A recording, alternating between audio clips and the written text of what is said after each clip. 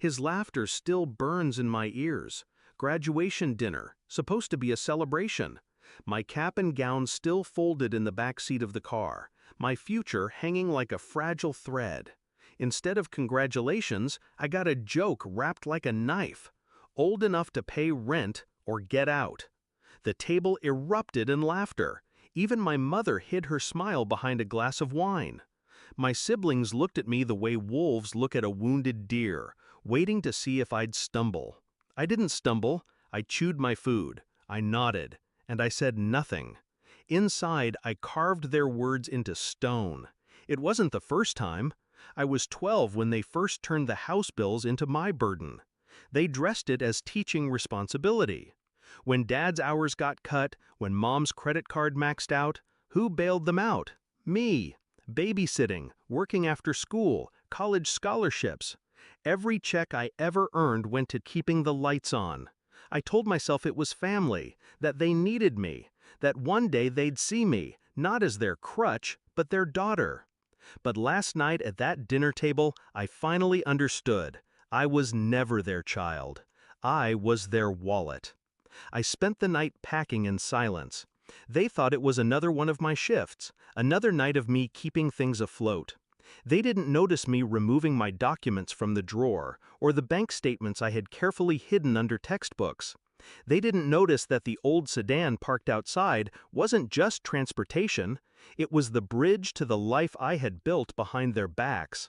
They had no idea that for years, while they drained me, I had been funneling away scholarships, side hustles, and internship stipends. Quietly, patiently, every dollar they didn't track became a brick in my escape.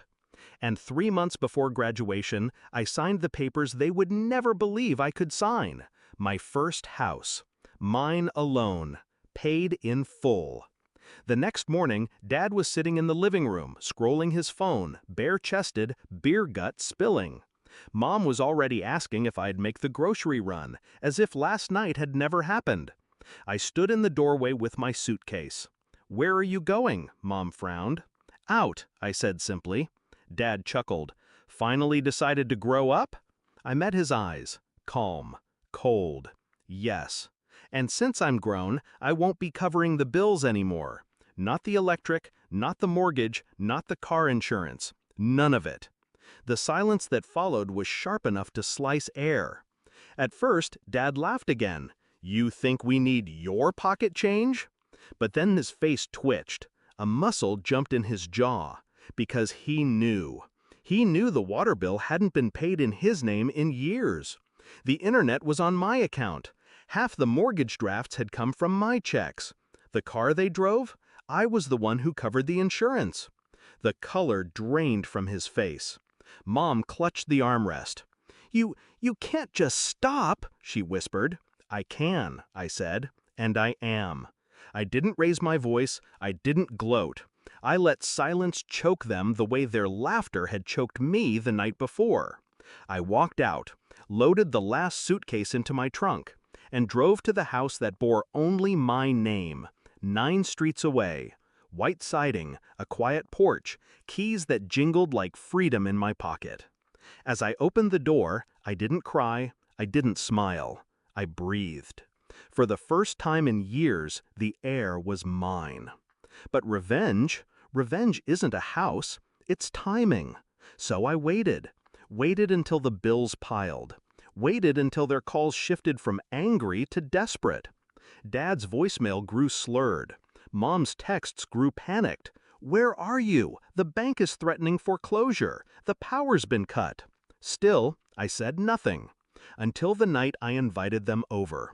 They arrived in the dark, headlights sweeping across my driveway. My porch light was on, casting gold against the windows. When Mom stepped inside, her face froze. Hardwood floors, stainless steel appliances, walls painted warm, calm colors.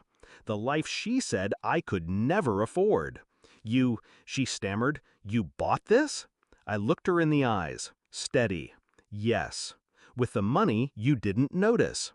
Dad's lips pressed tight. He scanned the place like he was trying to find a crack in the walls, some flaw to cut me down with. But there wasn't one. I poured myself a glass of water, slow, deliberate. You told me to grow up, I said. So I did. And I don't need you anymore. But you, I paused, let the silence drag. You needed me all along. That was the moment they broke. Mom's scream wasn't rage, it was fear. The scream of someone realizing their anchor was gone, their safety net cut, their control dissolved. Dad didn't yell, he just sat down, shoulders caving, like the house of cards he built finally collapsed. I didn't scream, I didn't gloat, I just stood there, calm, watching the empire they built on my back crumble. And that's the truth.